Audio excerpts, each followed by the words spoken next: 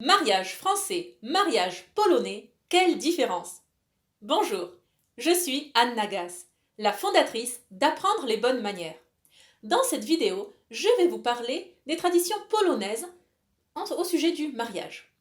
Au mois de juin dernier, nous sommes allés en Pologne pour le mariage de mon frère et de ma belle-sœur. Alors, petite précision, mon grand frère a grandi en France comme moi. Donc, je suis arrivée en France à l'âge de 2 ans, lui il avait 3 ans. Il a fait sa maternelle en France, en primaire, collège, lycée, université. Bon. Et à l'université, il a fait un Erasmus en Pologne. Et ça lui a tellement plu qu'il y est resté. Donc ça fait 10 ans qu'il vit en Pologne. Bon, la Pologne, c'est l'Eldorado du travail à l'heure actuelle. Super. Et donc, il y a quelque temps, il a rencontré celle qui est aujourd'hui ma belle-sœur. Et au mois de juin, nous avons célébré ensemble leur mariage, en Pologne. Bien entendu. Donc, le mariage a été polonais avec des accents français. On a mélangé les deux traditions françaises et polonaises. Je vais vous décrire cela. Bien entendu, ce que je dis, ça n'a qu'une valeur de témoignage, ce n'est pas un absolu, c'est comme ça absolument partout. Non, non, ça a valeur pour nous, d'accord? On a fait ainsi pour mélanger les deux cultures à notre niveau. Ok. Alors, première chose, en Pologne, les mariés ne se voient pas pour la première fois à l'église, mais dans la maison des parents. D'ailleurs, pourquoi l'église? Alors, petite parenthèse. En Pologne, il y a le concordat. Le concordat, c'est-à-dire qu'un mariage célébré à l'église a valeur de mariage légal, également de mariage civil. À l'époque communiste, les communistes voulaient anéantir la culture polonaise, dont la culture religieuse, et donc on décrétait que le mariage à l'église n'était pas valable, c'était pas un mariage civil. Donc il y en avait deux, comme on a en France actuellement. Après la chute du mur de Berlin, puis bon, le changement du régime, à nouveau le concordat, donc l'Église a eu le concordat et il y a cette valeur de document légal. Bon, donc mon frère et ma belle-sœur ont uniquement un mariage à l'Église, parce que ça vaut mariage civil. Bien. Donc, pour la première fois, ils ne se sont pas vus en tenue tout beau, tout magnifique à l'Église, mais dans la maison des parents de ma belle-sœur. Donc à ce moment-là, avant le mariage, les deux fiancés s'y rendent, enfin la fiancée y est déjà, avec les parents, parfois les grands-parents, bon, donc très, très peu de monde, juste la famille les plus proches. En fait, c'est la bénédiction des parents. Les parents vont plus que souhaiter faire des vœux à leurs enfants, mais les bénir. Plus qu'approuver, voilà, approuver cette union et les bénir. Ensuite, ils partent en cortège, tous à l'église. Alors à l'église, c'est une messe, oui, c'est pas qu'une cérémonie, c'est une messe très, très chantante, très, très solennelle, bien plus qu'en France. Et très bien, le mariage se passe bien, c'était une très belle cérémonie. Nos enfants ont fait beaucoup de bruit et bon, tant pis. Hein. Ça, bon, malheureusement, c'est l'église polonaise est quelque peu moins tolérante au bruit des enfants que l'église française, où tous les enfants sont les bienvenus, venez, Jésus est content de vous voir ici. Bon, alors, en Pologne, dans la majorité des églises, il y a des box hermétiques et insonorisées, et donc on n'entend pas les enfants. C'est une espèce d'aquarium en plein dans les églises, qu'elles soient anciennes ou nouvelles.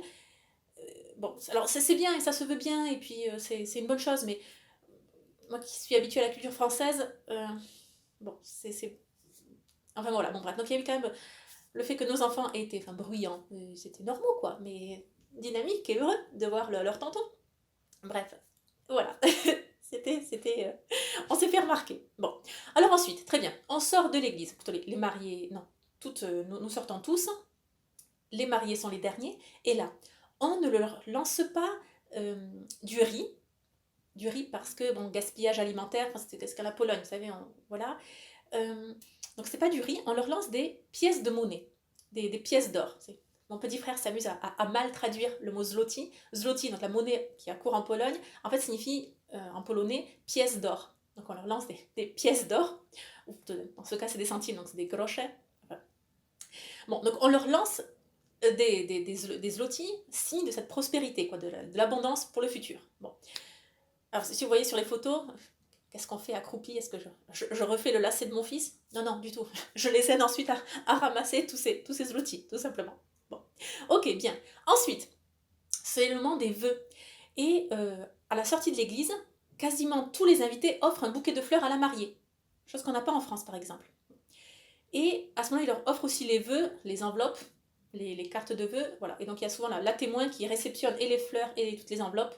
Ça se fait à la sortie de la messe. Voilà, il n'y a pas de urne comme quand dans nos mariages français. Bon. Ok, une fois que tout cela est fait, on fait quelques photos, mais globalement on se rend tous au lieu de la cérémonie, enfin de la réception. Là, il n'y a pas de vin d'honneur. Ce n'est pas dans la tradition polonaise, c'est dommage, parce que c'est un excellent moyen d'intégrer plus de monde, d'inviter plus de monde et de profiter un peu de l'extérieur. Bon. Donc on arrive dans la salle de réception, et là, il y a l'accueil par les mères. Les deux mères, sur un plateau, proposent du pain, du sel et de la vodka. Et tout un petit, une bénédiction, des souhaits, donc le sel pour conserver votre amour, le pain, symbole de tellement de choses, d'abondance et de nourriture, etc. Bon, et la vodka, c'est un peu moins symbolique, mais c'est traditionnel polonais. Pour notre mariage avec mon mari, nous avions 2 coupes de champagne et pas de vodka. Une façon de mélanger le franco-polonais.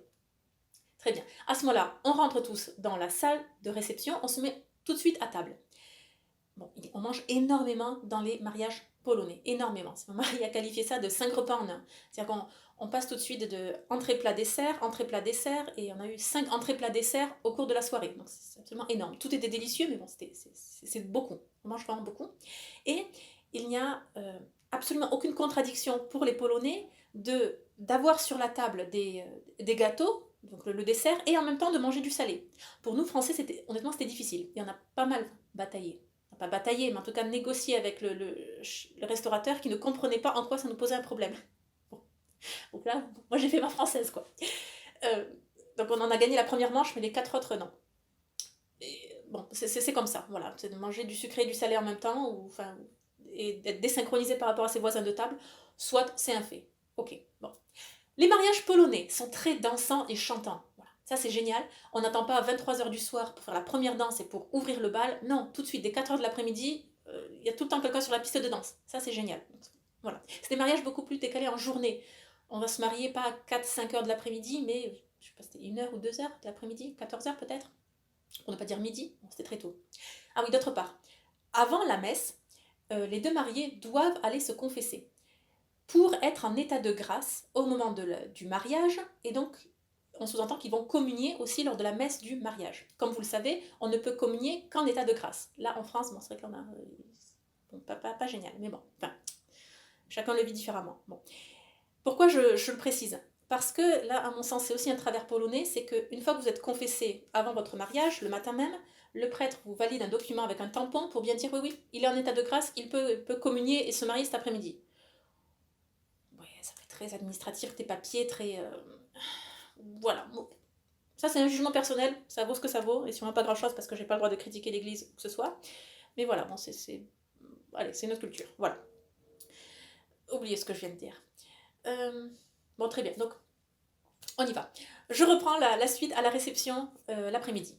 Donc, nous avons fait plusieurs jeux. Ça, il n'y a pas de jeu dans les mariages polonais. Ça, c'était une tradition française. Nous avons organisé le jeu des 12 mois, le jeu des points communs, et le jeu des lui-elle. C'était très drôle, on s'est bien amusé, et les Polonais ont beaucoup apprécié d'avoir justement ce genre de divertissement pour lier d'amitié les personnes dans la salle. C'était excellent.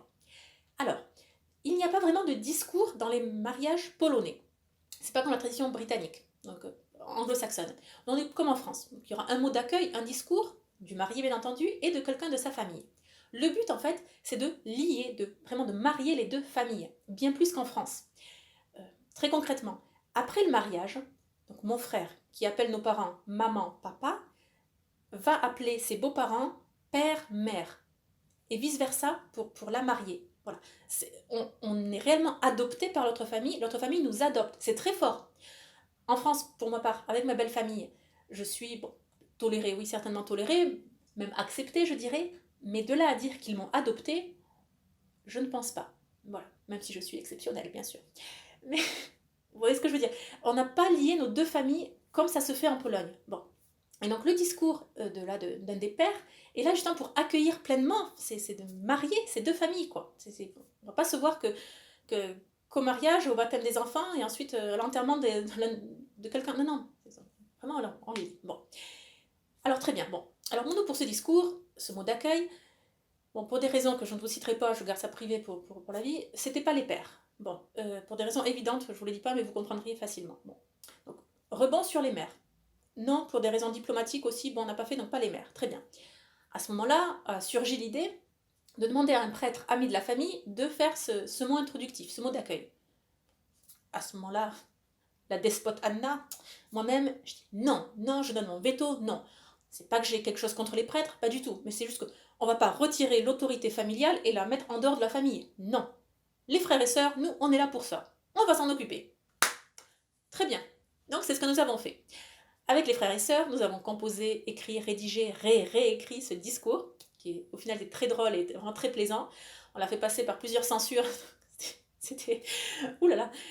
Écrire un discours de mariage pour n'offenser personne, ne vexer personne, en ménageant toutes les susceptibilités, on est vraiment fiers du résultat. Vraiment très fiers. En fait, globalement, il s'agit de ne pas terrifier la jeune mariée en lui révélant en quoi elle a mis les pieds. Ah, vous êtes réellement comme ça dans votre famille? On ne voulait pas lui faire peur. Donc on a dû vraiment tout molletonner tout ça pour être présentable, voilà, pour l'accueillir à bras ouverts. D'autre part, ma belle-sœur. Ça aussi, on est pleinement liés, quoi. Même mon belle-sœur est mal traduit en français, parce que c'est ma sœur maintenant. C'est quelque chose de très beau, c'est comme l'amour de Dieu, je l'aime avant de la connaître. Ça, c'est l'amour que Dieu a pour nous. Il nous aime avant de nous connaître. Ça se ressemble beaucoup à l'amour des parents pour un enfant qui n'est pas encore né, qui est dans le ventre. Avant même de le connaître, on l'aime déjà. On ne sait pas quel sera son caractère, sa personnalité, son sens de l'humour, ses petits tics, mais on l'aime pleinement. Et là aussi, c'est ce que j'ai par ma sœur, que j'ai par ma belle-sœur, ma sœur. Avant même de la connaître, je l'aime, je l'accepte pleinement telle qu'elle est. Voilà. C'est un autre degré que je vous invite peut-être à expérimenter si vous le pouvez dans votre famille et belle famille. Voilà, c'est quelque chose de très beau et qui nous fait grandir humainement. Peut-être juste un mot encore sur le fait que vous me voyez en photo, je fais le discours et j'ai mon bibi sur la tête, alors qu'on est à l'intérieur. Alors oui, là, pour le moment du discours, j'ai remis mon bibi. Pourquoi? Tout simplement pour me donner de la contenance. Et oui, je pense que dans la salle, dans l'assemblée, j'étais la personne qui parlait le moins bien polonais. J'ai un accent français quand je parle polonais. Bon. Et pour me donner cette contenance et cette prestance, voilà, pour jouer ce rôle, j'ai mis mon bibi. Ça m'a donné beaucoup ce courage supplémentaire, cet élan supplémentaire. D'autre part, je suis avec mon frère qui est grand, qui m'écrase d'un regard, grand, imposant. Lui n'a pas besoin de bibi. Lui, de fait, il s'impose. Voilà, il a un charisme extraordinaire. Bon, moi, j'avais besoin de mes talents et de mon bibi pour me donner cet élan. Dernier point. C'était magnifique ce jour-là de voir l'élégance des femmes et surtout la décence vestimentaire des jeunes filles. Les jupes et les robes allaient en dessous du genou, de façon naturelle. Bon, le marché polonais est davantage adapté aussi, c'est plus facile de trouver des robes de cérémonie et des robes de tous les jours plus longues. Donc c'était très très beau à voir. Je ne sais pas si je vais vous présenter des photos ou pas, mais en tout cas, waouh, c'était magnifique, c'est très féminin, décent, élégant, c'était beau à voir. Un dernier mot au sujet de la danse. Les Polonais dansent beaucoup, c'est une culture dansante. Donc les hommes invitent les femmes à danser lors des mariages, lors de cérémonies. C'est une évidence. Bon. Les jeunes hommes également. Moi, plusieurs fois, je me suis fait inviter à danser. Tous ces hommes dansent très très très bien. Et là, chose qui pourrait peut-être vous surprendre si vous venez de l'extérieur, parce qu'il y a la culture polonaise, il y a l'éducation qu'on donne à ses enfants, et il y a aussi leur choix propre. Et alors, je connais des personnes qui étaient là, étaient présentes, et d'ailleurs de nos amis polonais, qui par exemple, il y en a un qui est génial, qui est métal, ce qu'on appellerait un métalleux, donc habillé en noir, rasé, queue de cheval, enfin, etc. Bon, métalleux. Mais métalleux, catholique, c'est du métal catho. Quelqu'un d'extraordinaire, humain, gentil. Voilà, et c'est une façon de marier ces deux cultures. Et donc là, de même, au mariage de mon frère, il y avait des personnes, des rastas, enfin qu'est-ce qu'ils font là? Et pourtant, extraordinaire, mais parce que c'est un mouvement catholique, ils sont pleinement, ils ont leur personnalité, leur goût, ils sont en accord avec qui ils sont, tout est pour la gloire de Dieu, même la musique qu'ils écoutent, il n'y a pas de contradiction, et gentleman, c'est pas parce qu'il est coiffé ou habillé différemment ou en Bermuda, non, il va inviter la sœur du marié à danser. Et il danse très bien, c'est extraordinaire. Bon voilà, donc nous avons passé un très très beau moment lors de ce mariage. Et j'espère que si un jour vous êtes invité à un mariage polonais, vous allez apprécier, vous allez découvrir de nouvelles choses, vous allez danser, vous allez chanter, vous allez pleinement faire partie de la fête. Bien. J'espère que cette vidéo vous a plu. Pour plus d'informations sur l'élégance, le protocole, l'étiquette, rendez-vous sur le site Apprendre les bonnes manières. Abonnez-vous à la chaîne YouTube.